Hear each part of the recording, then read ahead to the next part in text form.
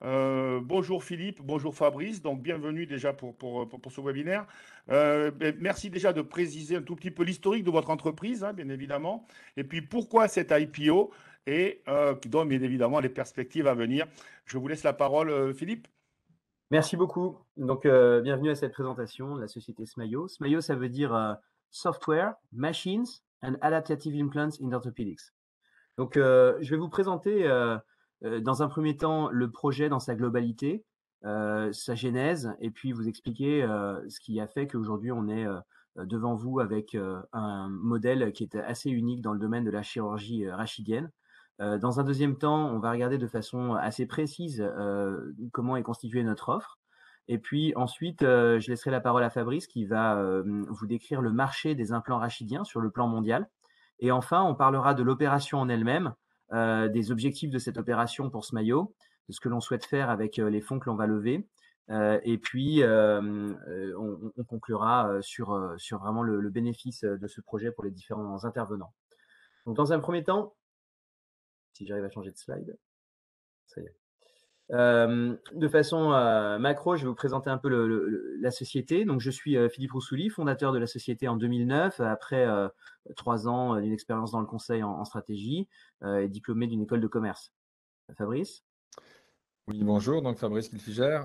J'ai rejoint le projet Smayo en avril 2021 avec donc pour objectif avec Philippe de conduire la société en bourse. Et j'étais précédemment le directeur financier d'une société que peut-être certains d'entre vous connaissent, qui s'appelle Medicrea, qui est dans le même secteur que Smayo et qu'on a vendu, sorti de bourse, vendu à un groupe américain. Merci beaucoup, Fabrice. Aujourd'hui, chacun d'entre nous peut se rendre compte que le mal de dos est quelque chose d'extrêmement répandu et fort heureusement ne va pas aboutir nécessairement à une chirurgie. Pour autant, il y a à peu près 1 million de procédures chirurgicales dans le monde chaque année. Ces procédures, ce sont des procédures qu'on appelle instrumentées, c'est-à-dire qu'elles donnent lieu à l'insertion d'implants dans la colonne vertébrale du patient pour la stabiliser et pour généralement la réaligner. Donc ces chirurgies rachidiennes, elles s'adressent à différents types de pathologies liées au vieillissement, la déformation, le trauma, etc. On y reviendra un peu plus en détail après.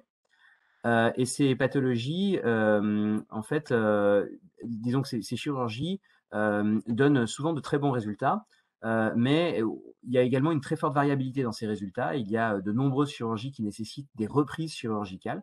On considère par exemple que dans la chirurgie complexe de la colonne vertébrale, un patient sur 2 nécessite d'être réopéré.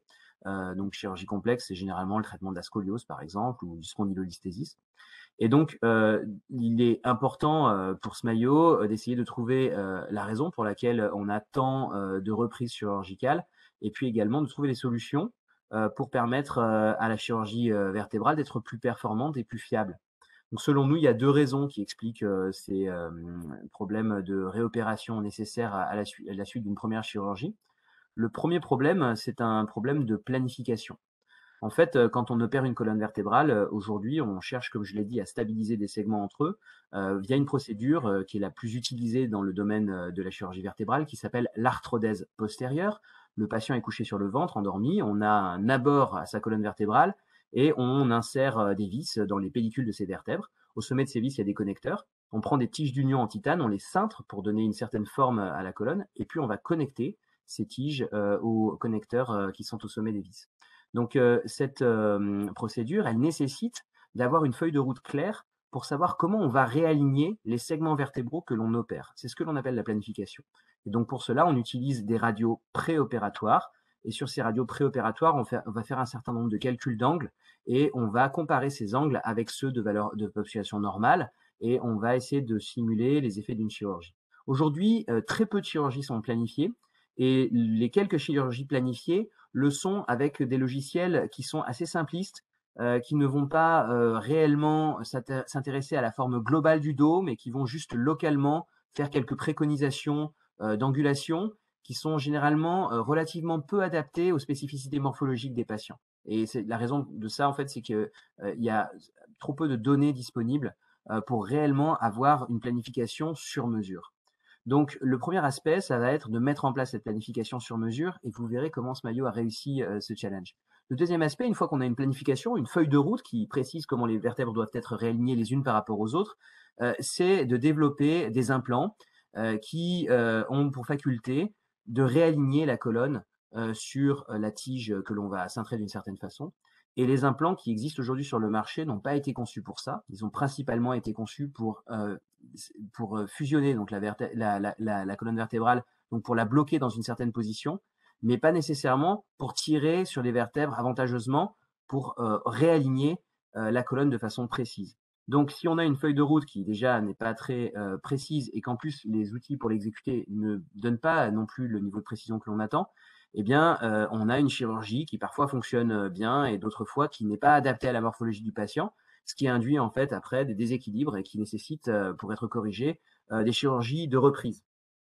Donc aujourd'hui, Smayo adresse ce problème via une offre avec différents volets. Le premier volet, il se situe avant la chirurgie, il s'appelle la planification. On prend une radio d'un patient, on va reconstruire la colonne vertébrale en 3 dimensions, avec d'ailleurs 2 radios, une radio de face et une radio de profil. Et à partir de cette reconstruction tridimensionnelle de la colonne vertébrale, on va calculer des angles, les angles à l'intérieur des disques intervertébraux, les angles de positionnement du bassin, de forme du bassin, d'équilibre global. Et ces angles, on va les comparer à ceux d'une population normale et on va utiliser des outils pour simuler les effets possibles d'une chirurgie de façon à rapprocher la configuration d'alignement vertébral du patient de celle d'une population saine. Et donc, ce faisant, on va avoir une feuille de route de réalignement. Cette feuille de route, elle va donner lieu au cintrage industriel d'une tige en titane qui va donc prendre la forme que l'on souhaite imprimer à la colonne sur le segment concerné. Et cette tige, elle va être associée à des vis qui ont pour propriété de vraiment aligner chaque segment vertébral sur la tige. Et donc, ce faisant, donc c'est le deuxième aspect de notre offre, on va exécuter de façon précise la planification. Et enfin, on a toute une suite une plateforme en ligne qui s'appelle Keops, qui permet de suivre dans le temps l'évolution de la qualité de vie du patient, l'évolution de sa radio, donc avec les paramètres que j'ai décrits, qu'on va suivre dans le temps, à 6 mois, 1 an, 2 ans. Et on va comparer cela avec ce que l'on avait en préopératoire. On va pouvoir aussi recenser les complications, on va pouvoir segmenter les patients par diagnostic ou par chirurgie. Et donc, on a une évaluation à 360 degrés de la procédure chirurgicale et on est capable d'améliorer du coup le planning et de créer, d'enclencher un cercle vertueux. Aujourd'hui, l'équipe qui va servir ce projet, elle est constituée moi-même pour la partie stratégique et sur l'exécution, enfin le fait de suivre l'exécution du plan. Les opérations sont confiées à mon frère Jean-Charles qui a 15 ans d'expérience dans le domaine de l'orthopédie avec un background d'ingénieur R&D. Et donc Fabrice gère donc la partie financière. Romain gère les ventes et le marketing après plusieurs années passées chez Medicrea à développer les ventes en Europe. Et puis Yassoura est notre vice-présidente en charge des affaires légales et elle est avocate. L'histoire de la société, en fait, c'est une création en 2009. Dès 2010, on crée cette base de données Keops qui va être diffusée auprès d'autres industriels, auprès notamment Medtronic, auprès de chirurgiens et puis auprès de sociétés savantes comme la Société française de chirurgie du rachis, mais également la Société australienne de chirurgie du rachis qui utilise cette plateforme comme registre. Donc cette plateforme, en fait, elle va permettre de collecter des données pour le compte des clients qui y ont un compte. Et donc, certains d'entre eux vont nous permettre après d'utiliser ces données pour créer ces outils de planification. Et dès 2014, on sort notre premier logiciel de planification qui permet à partir d'une radio de simuler les effets d'une chirurgie et d'avoir cette fameuse feuille de route de réalignement. À partir de 2017, le logiciel passe en 3D avec la gestion des radios de face et de profil. Et puis à partir de 2018, on commence à vouloir développer des solutions d'exécution chirurgicale des planifications qu'on met en œuvre. C'est là qu'on lance le Spinal Fixation System Chiron, donc le système de fixation rachidienne Chiron, qui est en fait marqué CE en juin 2019. Et entre juin 2019 et aujourd'hui, on a fait 1400 chirurgies avec ce système. Alors, pour faire le lien entre ce système qui est constitué de vis pédiculaires avec des connecteurs, avec des tiges et puis avec d'autres extensions pour s'accrocher sur les vertèbres thoraciques, pour s'accrocher sur le sacrum, ce qu'on appelle des plaques sacrées, des extensions sur les crétillacs, etc. Donc, c'est un système très complet. Pour faire le lien entre ce système et la planification, on sort notre technologie de tige sur mesure à l'été 2021. Et on a fait aujourd'hui, sur les 1400 chirurgies réalisées avec le système, on en a fait à peu près un peu plus de 10% avec les tiges sur mesure. Et c'est un pourcentage évidemment qui grossit très fortement, puisque quand vous proposez aux chirurgiens d'avoir cette planification et cette vision long terme de l'équilibrage du patient, c'est quelque chose qui a beaucoup de succès aujourd'hui. Donc, en parallèle de tous ces développements, eh bien, on a développé un prototype de robot actif, c'est-à-dire que c'est un robot qui est capable de positionner lui-même les vis dans les vertèbres. Et il y a un certain nombre de technologies dont on dispose qui vont permettre de faire émerger ce robot, probablement en partenariat industriel avec d'autres partenaires roboticiens. Le point très important en 2022 et qui structure le deal que l'on est en train de mettre en place, donc l'introduction en bourse, c'est l'accord avec la société Nuvasive, qui est le numéro 3 mondial des implants rachidiens, avec plus d'1 milliard de dollars de chiffre d'affaires. Et donc Nuvasive a choisi Smaio pour développer un logiciel de planification chirurgicale de l'équilibre du patient et de positionnement des implants dans les vertèbres. Donc en s'appuyant sur les technologies de Smaio, on reviendra plus en détail sur cet accord, qui comprend un volet d'investissement, un volet avec des paiements d'étapes, et puis des revenus récurrents liés à du service que l'on va fournir aux clients de Nuvasive. Donc, dans cette logique, avec un projet en très forte croissance du chiffre d'affaires, 2,1 millions en 2021 contre 1,2 en 2020, eh bien, la société souhaite se donner les moyens de terminer sa gamme d'implants, de concrétiser cette collaboration avec Nuvasive, tout en accroissant de façon significative son chiffre d'affaires dans les années à venir pour atteindre plus de 12 millions en 2025. Et c'est dans cette logique-là que l'introduction en bourse a été préparée depuis un certain nombre de mois.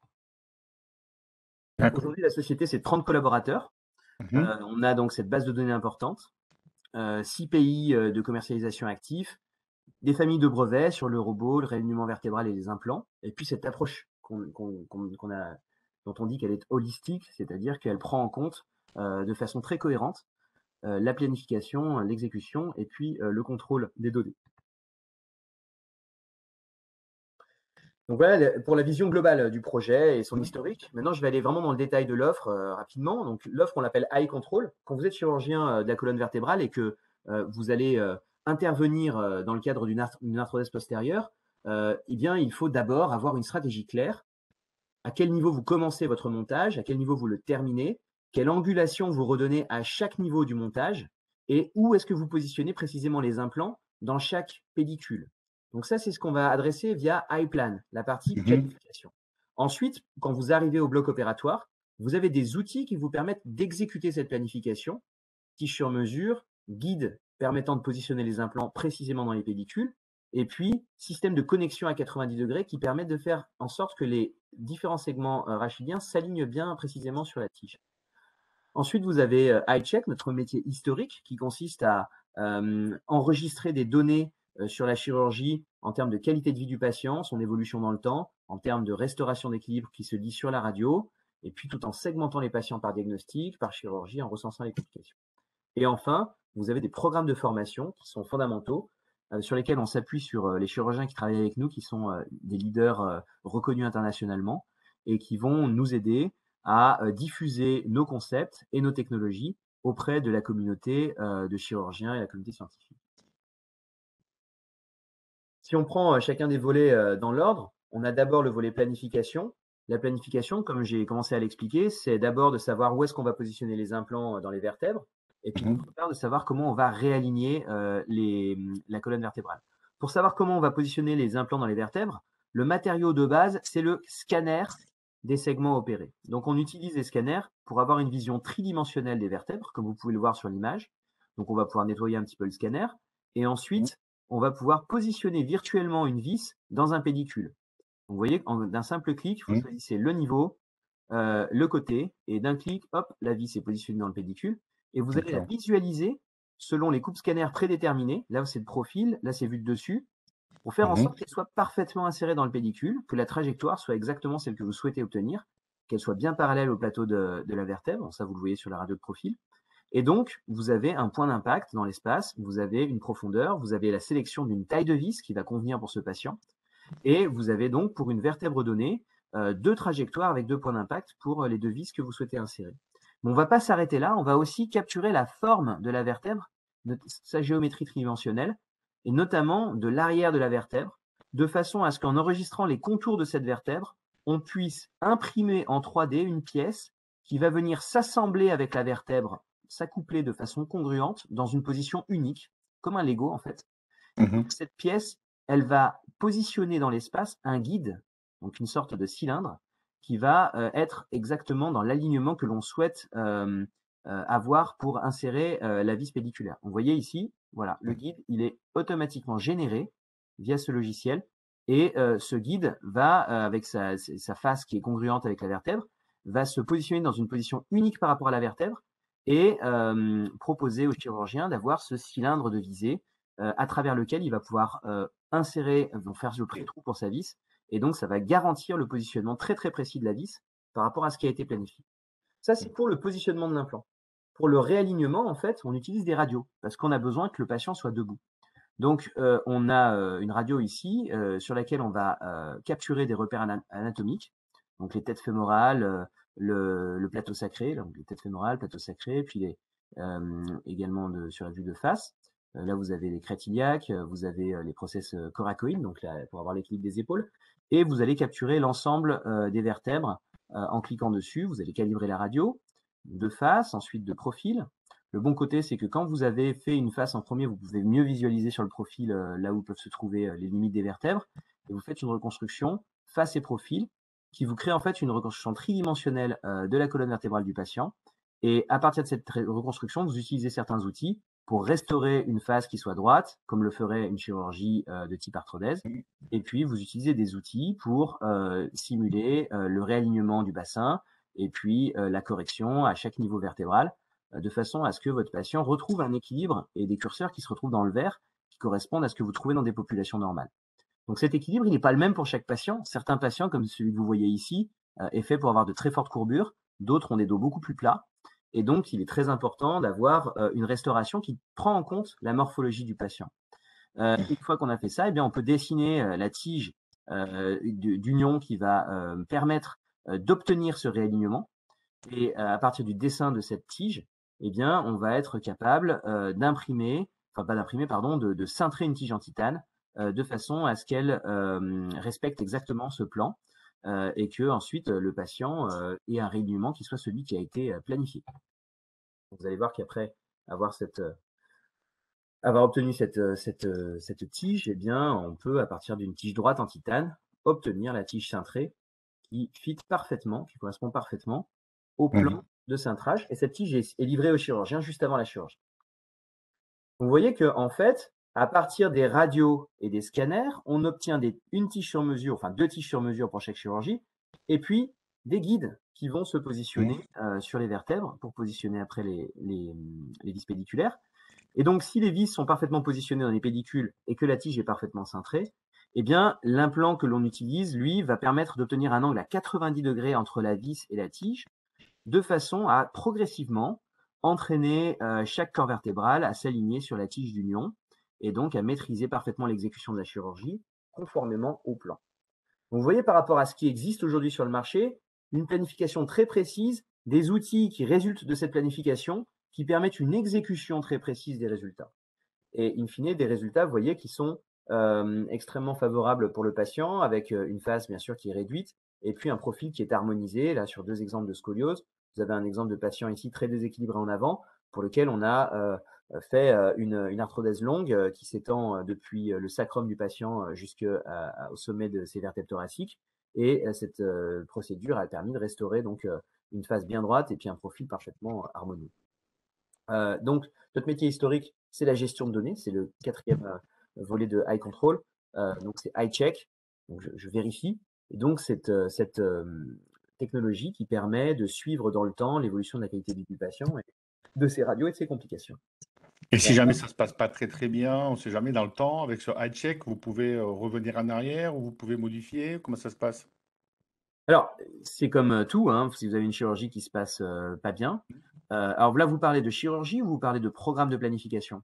Non, simplement de eye check, parce que vous dites qu'avec eye check, vous pouvez suivre un petit peu, non? C'est ça Oui, avec le iCheck, ce qu'on va déroulé. voir, en fait, c'est au bout de 1 an, 2 ans, comment se comporte la colonne vertébrale du patient. D'accord. Donc, on va pouvoir, quand le patient va revenir en consultation, on va pouvoir collecter ses radios post-opératoires à plus ou moins long terme et on va pouvoir Mhm, mesurer ces radios et se mhm. rendre compte si l'équilibre qu'on a induit au cours de la chirurgie dure dans le temps ou si, au D'accord. contraire, on a un fléchissement de la colonne vers l'avant ou un certain nombre de compensations qui ne sont pas désirées et qui ont lieu. Donc, par ailleurs, on peut voir aussi la qualité de vie du patient. Donc, Mhm, une personne peut-être pour laquelle on a fait une très belle restauration, mais qui avait un certain nombre de fragilités parce que c'est une personne âgée ou qui mhm. supporte mal une chirurgie compliquée, eh bien peut-être va avoir une belle radio, mais une qualité de vie qui ne sera pas aussi élevée que celle que l'on aurait souhaité. En règle générale, il y a une vraie corrélation entre les deux, mais il Mhm. peut y avoir des critères qui peuvent induire une dépréciation du résultat pour différentes raisons. Et ça, c'est des choses qu'on peut évaluer et qui nous Mhm. permettent ensuite, dans les futures planifications, Oui, de d'accord. suggérer d'être peut-être plus prudent sur certaines procédures, dans la mesure où on détecte un certain nombre de paramètres qui nous semblent être susceptibles de créer un résultat peut-être un peu plus risqué que pour d'autres patients. D'accord. Voilà. Donc, et le quatrième volet, donc c'est iLearn, donc le fait d'avoir des programmes de formation, soit en direct avec les chirurgiens, soit via des cours avec une vingtaine de chirurgiens invités sur une journée. Ce sont des programmes qui s'appuient sur des cas pratiques réalisés, donc des cas que le chirurgien pourrait rencontrer dans sa pratique quotidienne, avec différents niveaux de complexité, et où on fait le lien entre les concepts, les applications pratiques, et puis vraiment la technologie. Oui, parce qu'en fait, le chirurgien est beaucoup assisté, entre guillemets, grâce à l'impression 3D, vous avez dit, du support qui va permettre, entre autres, mettre les vis, quoi.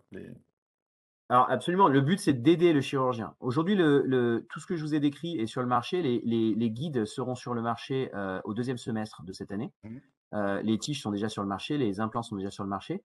Donc mhm. effectivement, on cherche à aider au maximum le chirurgien.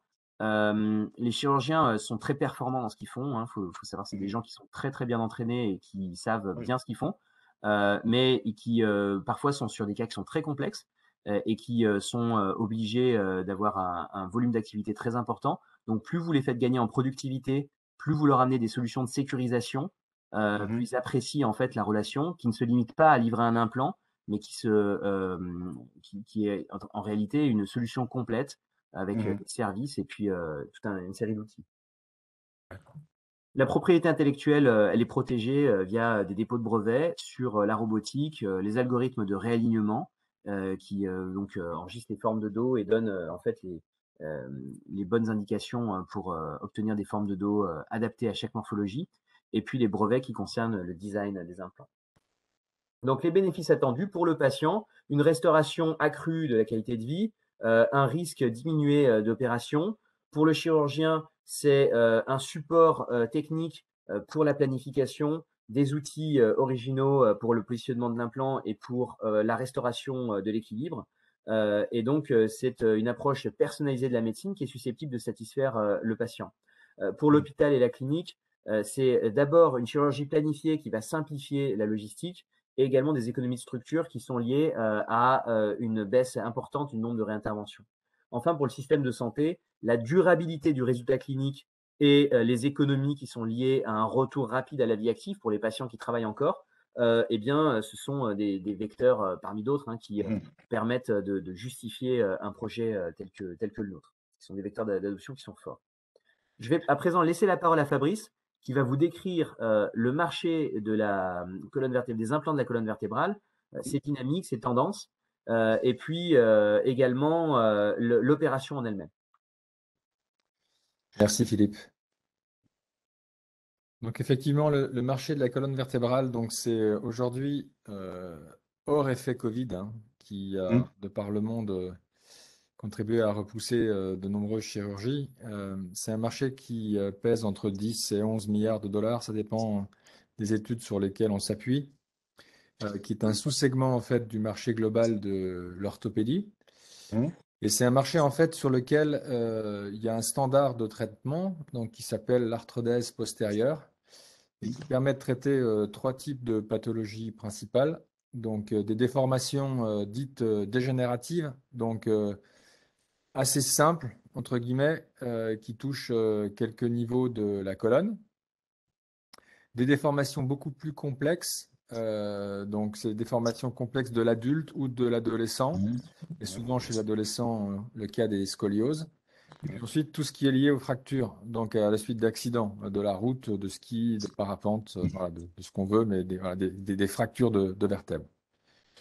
Donc, un tiers de ce marché de 10 milliards de dollars est représenté par de la vente de vis, de tiges, de connecteurs, de crochets, ce dont a parlé Philippe.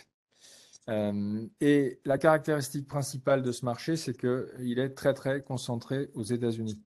70% de ce marché est aux États-Unis. Donc, ce qui veut dire que pour les sociétés qui sont acteurs de ce marché, c'est absolument indispensable d'avoir une présence commerciale, industrielle aux États-Unis. Pour exister sur ce marché, il faut être présent sur le marché américain. Donc, c'est 70% en valeur. En termes d'opérations, ce n'est pas tout à fait pareil parce qu'il y a 1 million d'opérations instrumentées par an. Instrumenté, ça veut dire que c'est une opération où le chirurgien met des implants dans le corps du patient. Il y a d'autres façons de traiter les problèmes de dos, hein, mais quand on fait une opération instrumentée, c'est que voilà, le chirurgien a ouvert le patient et a mis des implants.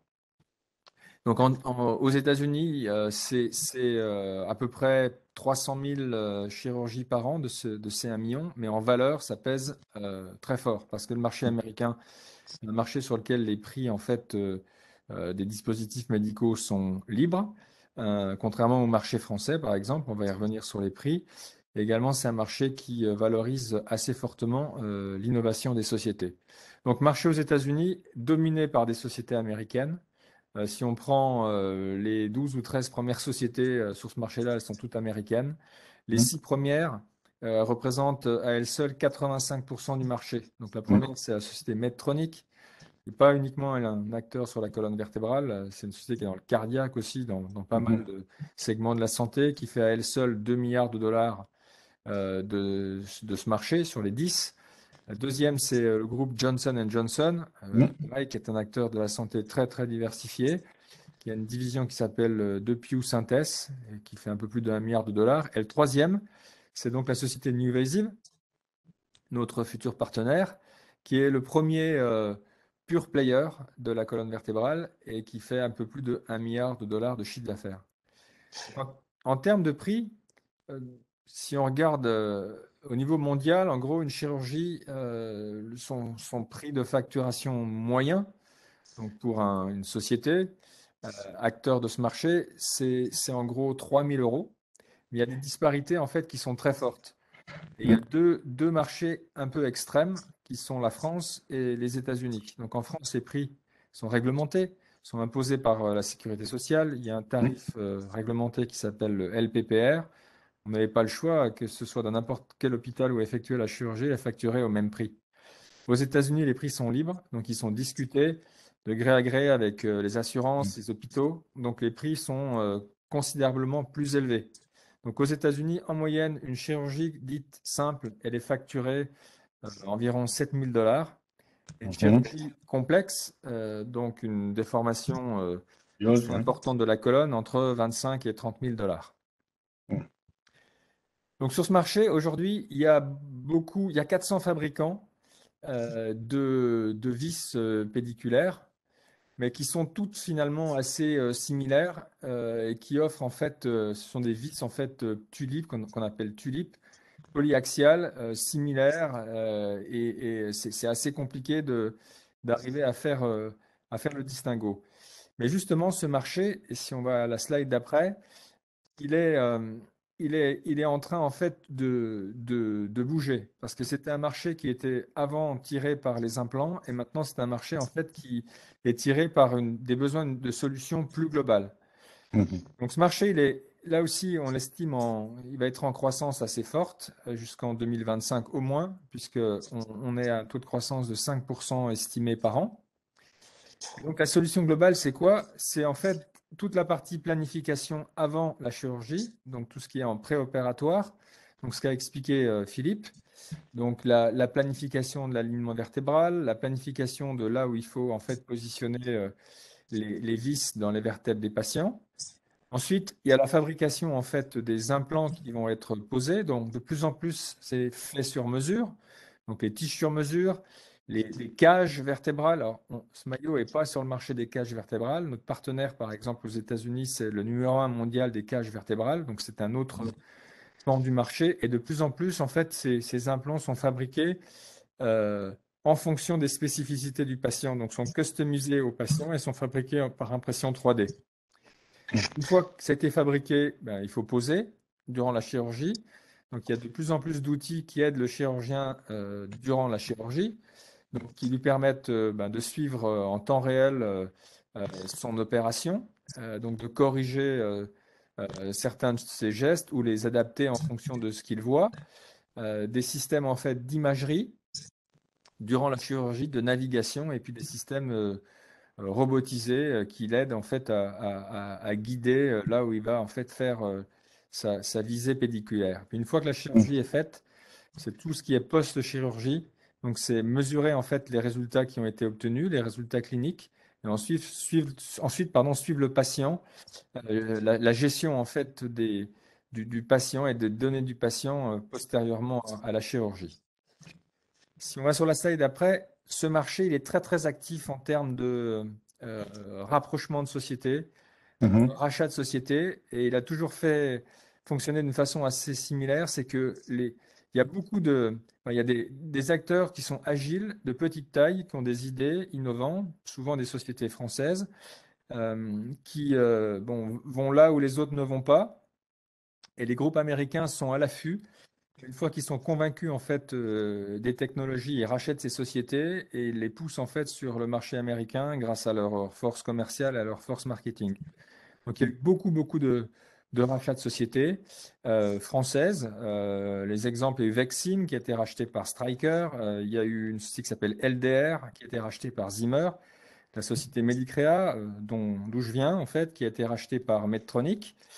Et puis on voit que en fait, il y a un peu aussi un changement dans dans la façon dont les groupes donc, achètent aujourd'hui les cibles. Donc Medicrea, c'était une des premières sociétés à avoir développé une partie logicielle. Et ensuite EOS, qui fabrique une station donc, qui permet de prendre des radios du patient debout, qui a été achetée par une société qui s'appelle Alphatec, qui était également un acteur de la colonne vertébrale américain.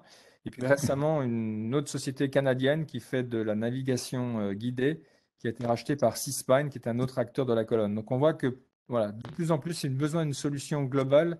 Et les gros acteurs de ce marché, en fait, rachètent les sociétés qui ont à leur portefeuille ce genre de solution. Donc si on positionne ce qu'offre aujourd'hui la société, alors bon, on s'est mis en première ligne, hein, alors on se compare par rapport à des géants, mais il y a quand même une différence un peu essentielle, c'est que tous ces acteurs n'ont pas toutes les briques de solutions à leur portefeuille, et d'une part, et deuxièmement, ces briques, elles ont été rachetées. Donc, elles ne sont pas faites initialement en fait pour fonctionner ensemble et il faut les adapter en permanence.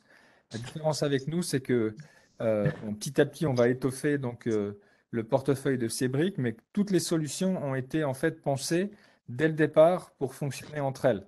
Donc, il y a une approche globale, donc ce qui permet en fait de mieux les intégrer les unes avec les autres. Donc, si on en vient à l'opération en fait proprement dite d'introduction en bourse, en commençant par vous donner quelques données chiffrées. Donc, il y a eu un prospectus qui a été déposé, qui a été approuvé par donc l'AMF. Bon, dans une procédure un petit peu particulière parce que c'était un document unique, il y avait le document de référence et puis la note d'opération ensemble. Dans ce prospectus, il n'y avait pas les comptes de l'exercice 2021 pour les 12 mois parce que ces comptes, bon, ils sont disponibles aujourd'hui, mais n'ont pas été audités. On n'avait pas le temps en fait de les faire auditer. Donc, ce qu'on trouve dans ce prospectus sont les comptes 2019, les comptes 2020 et les comptes du premier semestre 2021. Mais le deuxième semestre de l'année 2021, il a été assez conforme en fait au premier semestre. Donc, en extrapolant, c'est pas compliqué en fait d'avoir une estimation du résultat qu'on a dégagé sur l'année 2021.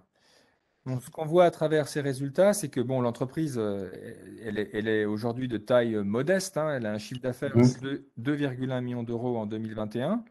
Ce Mhm. chiffre d'affaires, en fait, il progresse. Avant, la société en fait facturait des abonnements à sa base de données.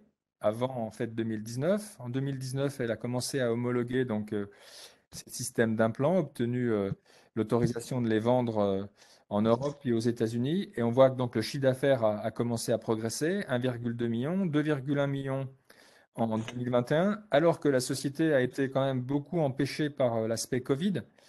Mhm. Donc c'est une société jeune qui n'a pas d'implantation via des filiales à l'étranger aujourd'hui. Donc avec l'impossibilité de voyager, on ne pouvait pas aller en Angleterre, on ne pouvait pas aller aux États-Unis. Donc il y a eu quand même des choses qui n'ont pas pu être réalisées. Donc on voit que ce chiffre d'affaires, il progresse. Sur le premier trimestre de l'exercice 2022, il est également en progression assez forte par rapport au premier trimestre de 2021. La caractéristique aussi, c'est qu'aujourd'hui, on est loin d'avoir atteint en fait le potentiel en termes de marge brute pour deux raisons. La première, c'est que en fait, on ne fabrique pas nos produits, on les sous-traite. Mhm. Donc, on les sous-traitait avec un premier fournisseur. On en a fait rentrer un deuxième qu'on a homologué. On a pu négocier en fait de bien meilleures conditions d'achat. Et puis, avec l'augmentation des volumes, en fait, c'est un marché, plus vous avez de volume, plus les prix baissent, hein, vos prix d'achat baissent. Donc, cette marge brute, en fait, elle va augmenter, a commencé déjà à augmenter sensiblement sur le début de l'année 2022. Et avec le mix géographique aussi qui va changer, puisque avec notre présence aux États-Unis, on va rapidement en fait se rapprocher des 70% de marge brute. Excusez-moi, juste avec la hausse des prix des matières premières et tout ça, il y a pas d'impact? Alors, il y a forcément un impact, mais en fait, nos implants, ils sont faits de titane. D'accord. Donc, nos sous-traitants achètent des barres en titane, hein, et ces barres, elles sont ensuite usinées dans différentes machines. Mais il faut savoir que le titane, la matière première, c'est moins de 5% du prix de revient en fait des implants. Donc oui, Mhm. si le prix augmente, forcément, ça tire le prix à la hausse, mais l'impact reste faible. Juste à tout hasard, vous n'avez pas de fournisseur russe ou Non, non, non. on ne sait jamais, parce qu'avant que les questions voilà, soient posées, au moins je la pose. Ok, d'accord. Ni Ah, fournisseur ni client. D'accord. oui. Donc en fait, donc, cette introduction en bourse, c'est pour quoi faire? Donc, c'est pour développer en fait une stratégie qui Mhm. repose sur trois volets. Et le premier volet, donc, qui est le volet le plus important, que Philippe en fait va développer, donc c'est le partenariat avec la société Nuvasive, donc pour le développement sur le marché américain. Merci Fabrice. La société Nuvasive, je vous rappelle, en fait, c'est le troisième acteur mondial des implants rachidiens avec un chiffre d'affaires qui est supérieur à 1,1 milliard de dollars en 2021, une Mhm. forte trésorerie, une capitalisation boursière qui avoisine les 3 milliards de dollars et 2700 collaborateurs. Donc cette société, elle a mis en place ce partenariat avec nous en trois volets. Le premier, c'est un investissement de 5 millions de dollars, donc un peu plus de 4,5 millions d'euros Mhm. pendant l'IPO. Le deuxième aspect, c'est que ensemble, on va, à partir de nos technologies, développer deux logiciels successivement, une version 1 et une version 2. Et donc, ces logiciels reprennent nos technologies et vont y intégrer les implants de Nuvasive, donc les vis, les cages, etc. Donc, la sortie du premier logiciel est prévue d'ici 12 mois. C'est quand Mhm. même un logiciel qui sera très proche de ce qu'on a aujourd'hui, avec à l'enregistrement aux États-Unis un milestone, un paiement d'étape de 3 millions de dollars. Et Mhm. la deuxième version sortirait entre 24 et 30 mois de l'introduction en bourse, avec un milestone qui lui serait de 2 millions de dollars. Donc au total, investissement dans l'IPO plus milestone, on arrive à 10 millions de dollars d'investissement dans la société. Et le but, c'est que les clients de Nuvasive, qui sont nombreux, hein, Nuvasive fait plus de 100 000 chirurgies par an, les Mhm. clients de Nuvasive, ceux qui le souhaiteront, puissent nous envoyer les radios et les scanners et qu'on réalise les planifications que je vous ai montrées tout à l'heure pour D'accord. leur compte et pour qu'ensuite ils aient cette feuille de route qui va venir s'intégrer dans la plateforme chirurgicale de Nuvasive. Donc à chaque analyse, il y aura un fee qui sera donc un paiement forfaitaire qui sera facturé par Smaio. Et quand on aura atteint un volume critique, ça fera quand même des revenus récurrents tout à fait intéressants et significatifs pour la société, notamment aux États-Unis. Donc on a un développement de chiffre d'affaires récurrent qui est euh, attendu sur ces planifications sur mesure. D'accord. Excusez-moi, j'ai juste une petite question de la part de Patrick. Est-ce que pensez-vous demander un tarif LPPR spécifique ou le surcoût sera-t-il à la charge de l'hôpital? Alors, quand on parle, donc Nuvesi, la collaboration, je ne sais pas si ça touche à Nuvesi, mais Nuvesi, c'est pour les États-Unis, donc il n'y a pas de principe de tarif LPPR. Et quand aux États-Unis, vous faites une planification, la tige sur mesure, elle est vendue, les 2 tiges sur mesure pour la chirurgie, c'est vendu 2 400 $. Bon. En France, ça marche pas comme ça. Vous avez tout à fait raison. C'est un tarif LPPR. C'est pour cette raison qu'en France, quand on fait la planification, on ne le fait que pour l'utilisation de nos propres vis. Donc, D'accord. en règle générale, on parle de chirurgie relativement complexe, c'est-à-dire qui s'étendent sur 5 à 15 niveaux. Et donc, à chaque niveau, vous avez 2 vis, vous avez ensuite des tiges droites. On ne va pas avoir de surplus de facturation lié à la planification qu'on va réaliser. Par contre, ça va nous différencier par rapport à nos concurrents pour que un certain nombre de clients choisissent de faire la procédure avec nos implants. Donc, on va réaliser après des chiffres d'affaires qui vont être entre 3 500 et 5 000 € par chirurgie. Et c'est sur ce chiffre d'affaires-là et cette marge qui va être à court terme de 50%, mais assez rapidement de 70%, que l'on se rémunère et qu'on paye le travail nécessaire pour faire l'analyse de planification, qui, elle, en fait, demande à nos équipes un travail, enfin tout compris, qui est de l'ordre de à peu près 1 heure de travail. D'accord. Est-ce que vous avez d'autres questions à ce stade? Pour l'instant, j'en vois pas. Parfait. On va pouvoir passer à la slide suivante sur la stratégie commerciale.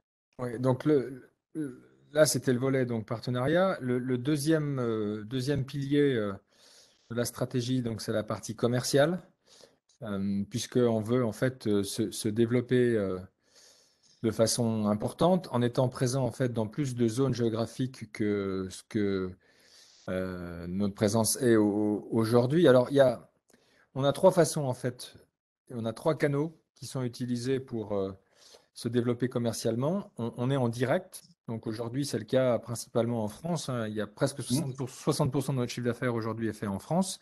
En direct, donc en direct, ça veut dire qu'on facture des hôpitaux. On est également en direct en Pologne, mais c'est surtout la France. Et quand on facture en direct des hôpitaux, on met du matériel à disposition de l'hôpital. On met des instruments et des implants qui sont dans des kits. Le chirurgien, en fait, il pose des implants. Ensuite, nous, on doit réapprovisionner la boîte avec les implants qui ont été utilisés. C'est à ce moment-là qu'on facture. D'accord. Et ce matériel nous appartient. Mm. Donc, ça veut dire qu'il y a une composante, en fait, fonds de roulement besoin en fonds de roulement qui est forte. Mm. Donc ça, c'est aujourd'hui notre première façon de fonctionner. La deuxième façon, c'est à travers des distributeurs. Donc aujourd'hui, on a des distributeurs assez importants pour le nord de l'Europe, pour la Scandinavie, pour le sud, le Portugal et puis l'Espagne. Et récemment, un distributeur en Australie, donc avec qui on a conclu un contrat de distribution en fin d'année 2021. L'Australie, c'est loin. Mais c'est un marché où les prix sont également très très bons, souvent même meilleurs que sur le marché américain, et donc sur lequel on va mettre des Mm. moyens pour se développer. Et donc la stratégie va consister à mailler en fait le plus de territoires. Donc on a signé depuis l'année 2022 d'autres contrats déjà avec un distributeur en Grèce, avec un distributeur en Lituanie. Donc on va pousser là-dessus. Et puis le troisième volet, pour être présent, c'est également et avoir une structure légère, parce que bon, à terme, on envisagera peut-être d'installer une filiale aux États-Unis ou dans d'autres pays, mais aujourd'hui, en fait, on préfère fonctionner autrement, fonctionner avec des agents. Donc, c'est le cas, par exemple, pour le Benelux, c'est le cas pour l'Angleterre. Donc, on est représenté par des sociétés, une société logistique qui assure en fait toute la logistique de nos produits et qui facture en fait l'hôpital pour notre compte et on verse une commission ensuite à cette société pour la rémunérer. Et c'est le modèle que, en parallèle avec Nuvesi, on va également pousser aux États-Unis parce qu'il y a cet accord sur la partie logicielle, mais on reste libre en fait, on fonctionne de façon indépendante de commercialiser aux États-Unis notre système donc de fixation thoracolombaire, le Chiron. Et la façon dont on va le commercialiser, c'est auprès d'une cible assez réduite, mais de chirurgiens en fait très experts et assistés sur place par voilà, une société qui assure la logistique et puis des responsables de vente qui sont rémunérés à la commission. Donc dès 2022, on s'attend en fait à une accélération assez significative des ventes. Ça, c'est le deuxième pilier. Et le troisième pilier, c'est le pilier en fait donc R&D et ouverture de ce qu'on appelle la robotique active que Philippe va vous expliquer également en détail. Non, là, on parle d'une technologie qui va permettre d'accélérer la procédure chirurgicale, de la rendre plus précise, donc d'arriver à avoir un niveau de restauration de forme de dos du patient avec, en connexion avec ce que j'ai décrit tout à l'heure, hein, un tige sur mesure, etc., qui est sans précédent par rapport à ce qui existe aujourd'hui sur le marché. Donc, comment ça fonctionne un robot actif? Ben, c'est un robot qui est capable d'aller positionner une vis directement dans la colonne. Alors, je vais illustrer un peu le propos. Vous avez une colonne vertébrale que vous scannez en préopératoire. Donc, la colonne vertébrale vous allez planifier, donc comme je vous l'ai montré tout à l'heure, le positionnement virtuel des vis. Et vous allez reconnaître en fait chaque vertèbre par un tracker. Et à partir du moment où les vertèbres ont été reconnues, eh bien, le robot est capable de venir très précisément percer. Ah, il y a un petit problème de son. Ouais, non, c'est simplement le bruit du forêt sur Ah. sur la colonne en plastique. Donc en fait là, vous avez en fait le robot qui est capable d'aller automatiquement forer chaque pédicule avec une géométrie particulière qui va créer un chemin d'accès à la vis. Et donc, de façon extrêmement précise, eh bien, vous avez le positionnement de l'implant qui va être réalisé par le robot. D'abord, il fait un chemin, et ensuite, vous enlevez le foret, vous le remplacez par un tournevis préhensif, et vous voyez que le robot est capable après de positionner l'implant lui-même sur le chemin qu'il a réalisé. Donc, on laisse un petit peu de flexibilité à la vis pour qu'elle vienne s'engouffrer dans l'entonnoir qu'on a créé dans l'os. Et la vis va automatiquement se glisser dans la colonne et être positionné par le robot de façon rapide et précise. Donc ce projet-là, il n'est pas question aujourd'hui de le développer à 100% avec la levée de fonds qu'on va réaliser, elle n'y suffirait pas. En revanche, les technologies qu'on est en train de planification de la trajectoire des vis, combinées avec des pièces en impression 3D qui seront, dans un premier temps, qui positionneront un guide, comme je l'ai montré tout à l'heure, mais dans un deuxième temps, qui pourront être surmontées d'une cible. Eh bien, c'est une technologie qui permettra de rendre actifs un certain nombre de robots qui peuvent déjà exister sur le marché, moyennant quelques petites modifications, notamment le fait d'accrocher à l'extrémité du bras du robot une perceuse visseuse avec un capteur de force et une caméra. Eh bien, ça permettra donc de faire basculer la chirurgie du rachis dans le monde de la robotique active. Et c'est quelque chose qui pourra se concrétiser dans la décennie qui vient, probablement au début de la deuxième partie de la décennie qui vient, donc 2025-2026, sur lequel Smayo a un rôle à jouer à travers ces technologies de pièces en impression 3D qui serviront à suivre chaque vertèbre en s'y accouplant, et puis qui permettront aussi en direct de monitorer les micro-mouvements de chaque vertèbre qui peuvent être liés à la respiration. Alors, j'ai juste une petite question de Frédéric. Je ne sais pas si vous pouvez répondre ou pas, mais est-ce que vous travaillez ou vous avez des contacts avec la société SpineGuard? Alors, bien sûr, on connaît très bien Pierre-Jérôme et Stéphane Bette, qui sont deux fondateurs de la société, qui sont des personnes qu'on connaît depuis des années et avec lesquelles on a discuté. Donc, ils ont cette technologie DSG qui permet de diffuser un courant dans le pédicule et en fonction des densités osseuses de déterminer si la trajectoire est la bonne. Ce sont des technologies qui sont tout à fait intéressantes pour la robotique active, qui peuvent être complémentaires de ce que l'on est en train de mettre en place. Et probablement que aujourd'hui, vous avez une dizaine de robots passifs sur le marché. Quand on arrivera dans l'ère des robots actifs, c'est le moment où vraiment la robotique va se diffuser de façon très large. Les technologies de SpineGuard, comme nos technologies, comme d'autres technologies, on peut citer aussi Essential Robotics, qui sont à Grenoble, avec des gens très très expérimentés comme Stéphane Lavallée. Voilà, ça va être en fait un assemblage de technologies qui va permettre d'arriver au robot idéal. Et je pense que toutes les sociétés ont un rôle à jouer et il y aura des intégrations qui vont se faire dans le futur avec tous ces acteurs qui sont passionnés, qui ont beaucoup de compétences en fait pour amener cette révolution au service du patient. D'accord. Donc, si on regarde un peu le news flow, dans les années qui viennent, enfin dans les mois qui vont venir, donc ce news flow va être assez dense. Donc, il y aura plusieurs, en fait, plusieurs points concernés, mais surtout tout ce qui va toucher autour de la partie vente et de la partie commerciale, avec également, en fait, des publications, en fait, qu'on est en train qu'on a initiées. Mais donc, au niveau commercial, ça va être le recrutement d'une force commerciale un peu plus importante, l'ouverture en fait de nouveaux pays, la signature de nouveaux contrats, et puis surtout donc les deux homologations qui sont attendues. Donc la première probablement dans les 12 mois qui suivra l'introduction en bourse sur la première version donc, du logiciel, et puis la seconde plus tard, entre 24 mois et 30 mois après, mais qui seront en fait des jalons importants pour marquer que ce qui a été annoncé lors de l'introduction est tenu, et puis surtout important puisqu'ils vont déclencher en fait des paiements d'étapes et qui sont importants dans le financement. Et l'objectif donc c'est de réaliser aux environs de 2025 un chiffre d'affaires qui soit de l'ordre de 12 millions d'euros dans une première phase. La phase d'après, ça sera probablement une phase où on essaiera de pousser plus fort pour que les ventes se développent. Mais 12 millions d'euros en 2025 avec un objectif d'être en fait à l'équilibre.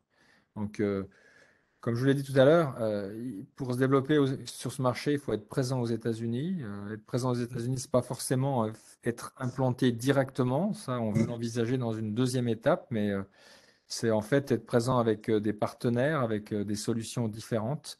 Donc, si on a respecté en fait la feuille de route, on aura une structure de coût bien plus légère en fait que les acteurs qui se sont frottés en fait à cet objectif qui pour certains ont réussi et d'autres pas. Donc voilà pour la feuille de route. Donc aujourd'hui, l'intro en bourse, on cherche à lever environ 9 millions d'euros. Donc on est éligible à beaucoup de choses, hein. On est éligible au PEA, PME. On est société innovante au sens du label BPI, donc éligible à l'investissement dans le cadre des FCPI. On est éligible à l'impôt, à la réduction d'impôt, comme vous l'avez précisé tout à l'heure. Oui. On est également éligible au réinvestissement économique dans le cadre du régime de l'apport-cession. Donc ces 9 millions, ils vont être consacrés aux 3 volets qu'on vous a présentés. Donc il y a 3,5 millions qui vont être consacrés à notre partenariat donc, avec la société Nuvasive pour co-développer les versions 1 et 2 du logiciel, et puis également donc, obtenir les homologations FDA et développer notre équipe qui va en fait assurer le service pour Nuvasive, étudier les radios, les images qui vont être transmises et proposer en fait la planification. Donc ça, c'est le premier volet. Le deuxième volet, donc 4 millions à peu près pour le développement commercial, donc le recrutement des collaborateurs, l'ouverture des pays et puis le financement, besoin d'un fonds de roulement qui va avec. Et puis 1 million d'euros, 1,5 million pour toute la partie investissement, innovation R&D avec le développement en fait des guides morpho-adaptés. Voilà, donc, et puis également tout le financement de la R&D qui va être réalisé par la voie du crédit impôt recherche, mais qui n'est pas lié à la levée de fonds en bourse directement. Donc, si on va sur donc, les modalités de l'opération, l'opération, elle se fait donc sur le marché Euronext Growth, comme vous l'avez précisé. Donc, c'est une offre qui comprend donc une offre au public et puis un placement à prix ferme à 5,54 € l'action. Donc, le but, c'est de lever 9 millions. Et avec des clauses qui nous permettraient, une clause d'extension et une clause de surallocation, 15%, oui. exercée, de monter jusqu'à 12 millions d'euros.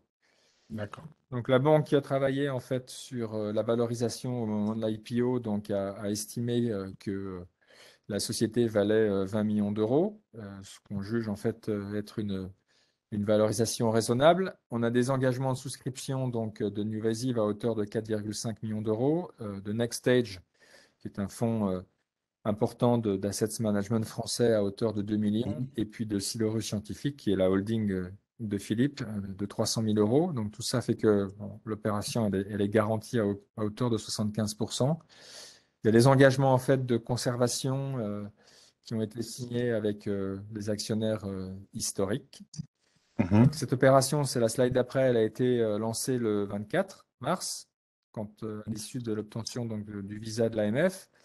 C'est une période assez courte, puisqu'elle va se clôturer en fait le 31 mars. La première cotation donc, est attendue pour le 6 avril. Et ensuite, on aura un mois, en fait, le 6 mai, c'est la date en fait, d'échéance pour l'exercice complet de l'option de surallocation. Donc, si on regarde la slide d'après, la structure de l'actionnariat, donc aujourd'hui, avant l'introduction en bourse, la société est détenue 100% familialement, on va dire, soit en direct, soit à travers une holding. Dans le cadre d'un placement donc souscrit à 100% pour 9 millions, donc on aura donc la société Nuvasive qui aura à peu près 15% du capital, le fonds NextStage à peu près 7% et un flottant de un peu plus de 7%. Et si en fait toutes les options d'extension et de surallocation sont utilisées, ben, c'est le flottant en fait qui va augmenter et qui en fait sera un peu supérieur à 15% et diluant automatiquement un peu les autres actions en présence. D'accord. Voilà, donc merci Fabrice. Donc pour résumer les 5 points clés de ce projet, ce qui fait l'ADN unique de cette société, c'est la cohérence très forte de son offre qui est pensée dès l'origine comme globale et qui allie la planification, l'exécution chirurgicale et le retour d'expérience avec des plateformes logicielles qui sont uniques en leur genre, planification 3D qui s'appuie sur un benchmark très important de cas, ça on est les seuls à le faire, l'exécution avec cette vis réalignante qui est extrêmement cohérente avec la tige sur mesure et qui va bénéficier des guides pour être positionné dans les implants. Et donc, la base de données ensuite qui permet de générer toutes ces données et d'améliorer en continu la planification qu'on propose. Donc cette base de données, c'est le point numéro 2, elle est préexistante, elle a pendant longtemps elle s'est suffi à elle-même pendant longtemps, donc elle contient énormément de cas. Un certain nombre d'entre eux sont utilisables pour réaliser des benchmarks avec l'autorisation des chirurgiens et bien sûr de façon parfaitement anonymisée pour qu'on respecte parfaitement le principe donc de respect de la vie privée des patients, compliance et RGPD. Et puis donc l'exécution optimale de la chirurgie via les outils dont j'ai parlé. Le 4e point, c'est que la société s'inscrit dans une vision long terme de l'automatisation de la chirurgie. Automatisation, c'est un grand mot, mais c'est pour dire que on va aider le chirurgien à être plus productif, à faire les bons choix en fonction de beaucoup de données, et puis à avoir le geste juste avec les outils qui vont l'aider dans sa tâche. Et puis enfin, la vision qu'on partage avec Nuvasive d'une chirurgie planifiée, précisément exécutée, bien cette vision nous semble correspondre complètement à, à la marque de l'histoire et donc va, on l'espère, nous permettre de créer une success story de MedTech à la française. Dans le domaine de la chirurgie rachidienne, vous avez des exemples, forcément, des exemples qui sont plus ou moins contrastés. Vous avez des très beaux exemples comme LDR, comme Medicrea. Historiquement, ce qui est donné le numéro 1 mondial aujourd'hui, Medtronic, c'était une société française, c'était Sophia Mordanek. Donc, il y a une tradition d'excellence française dans ce domaine. Et modestement, à notre niveau, on cherche à perpétuer cette tradition et à obtenir quelque chose qui, à horizon 5 ans, sera un très, très, très gros succès. D'accord. Je ne sais pas si, bon, pour l'instant, il n'y a pas d'autres questions. Alors, ce que je vais faire, je vais reprendre la main. En attendant, n'hésitez pas à poser vos questions, hein, c'est l'occasion. Donc, je vais reprendre la main, puis comme ça, je vais montrer directement aux participants comment on fait pour tout simplement réserver ses titres sur le site de Bourse Direct. Voilà, je vais partager mon écran. Hop. Voilà, donc normalement, vous devez tous avoir sous les yeux. Donc voilà, donc ça c'est le site Bourse Direct. Donc pour réserver ces titres, c'est pas très compliqué. Il suffit d'aller dans Mes comptes ici. Et il y a marqué Introduction en bourse. Et quand vous cliquez là-dessus, bien évidemment, vous arrivez sur l'introduction en cours avec le rappel de certaines caractéristiques. Vous pouvez avoir le détail de l'opération donc en cliquant ou copiant-collant copier-coller le lien de la note d'opération. Je vous rappelle donc que c'est une offre à prix ferme, hein. Bon, il y a marqué à prix ouvert, ça c'est parce que c'est l'informatique, pour éviter chaque fois de refaire voilà, ça s'appelle la procédure de réservation, mais c'est une offre à prix ferme à 5,54 €. Vous avez donc jusqu'au 31 mars 20 h pour réserver vos titres. Il suffira de mettre la quantité ici. Alors, juste pour une petite précision, il y a marqué ordre A1 jusqu'à 200 actions inclus, ordre A2 au-delà. C'est tout simplement pour une question d'équité afin que personne ne soit plus ou moins lésé. Il y a des ordres prioritaires, donc même si que vous passiez 300 titres, 1000 titres, etc., il y aura toujours 200 ordres, donc 200 actions prioritaires. Et le reste au-delà, donc à partir de 201, ce sont des ordres qui pourraient être amenés à être réduits, même réduits à 100%, afin que tout le monde, plus ou moins, puisse avoir des actions. Voilà. Mais ça, ce n'est pas à vous de vous en occuper. Bourse Direct fera la répartition à votre place. Alors, attendez, je regarde juste s'il y avait d'autres questions. Pour le moment, il n'y en a pas d'autres. OK. Alors, donc, souscription donc, jusqu'au 31 mars 20 h. Le résultat de l'opération, on a dit que c'était le 1er avril avec règlement livraison des titres le 5 et première cotation le 6. Hein. Donc, c'est une action qui est éligible au PEA, PEA, PME et qui vous donne donc aussi droit d'avoir une réduction d'impôt sur le revenu. C'est 20% sur le montant, 20% sur le montant de la souscription. Alors, ce sera à vous de vous rapprocher de la société hein, qui vous donnera donc un état individuel, fiscal, tout simplement. Je pense que j'ai tout dit. Est-ce que c'est bien ça? Vous confirmez, Philippe? Oui, absolument. Oui. Oui? C'est surtout Ok. Fabrice l'expert. Voilà. Donc, je répète encore une fois, c'est dans mes comptes, introduction en bourse. Alors, bien évidemment, c'est du comptant, hein, c'est du cash. Donc, bien évidemment, il faut avoir le solde d'espèces qui doit bien évidemment être approvisionné. Ce n'est pas du SRD, c'est du cash, du comptant. Donc, voilà, n'hésitez pas, même à appeler notre salle de marché au 01 56 88 90 90. Vous tomberez donc sur un de nos opérateurs qui pourra vous expliquer comment passer un ordre. Il n'y a aucun souci, ils sont là pour ça. Voilà. Bon, écoutez, je vois qu'il n'y a pas d'autres questions. Est-ce que... Non, je vais encore attendre peut-être 30 secondes. N'hésitez pas, hein, n'hésitez pas. Profitez de la présence de Philippe et Fabrice pour poser vos questions. Sinon, c'est que vous avez été très, très clair. J'espère que c'est ce que En tout c'est. cas, si, c'était très clair. Il y a quand même pas mal de techniques, il faut avouer.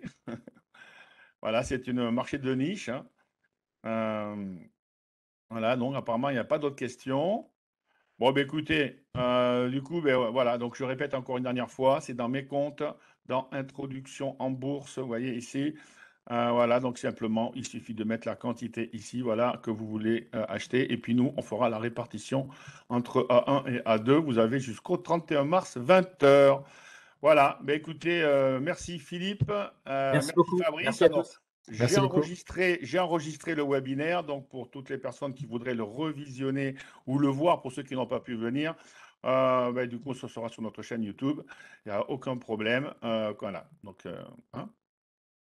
Merci. À bientôt. Voilà, Merci beaucoup. écoutez, à bientôt, puis très bonne continuation. Et puis au Merci. revoir, du coup. Allez, au revoir Philippe, au revoir Au revoir. Fabrice. Merci. Allez, au revoir. Merci. Bonne journée.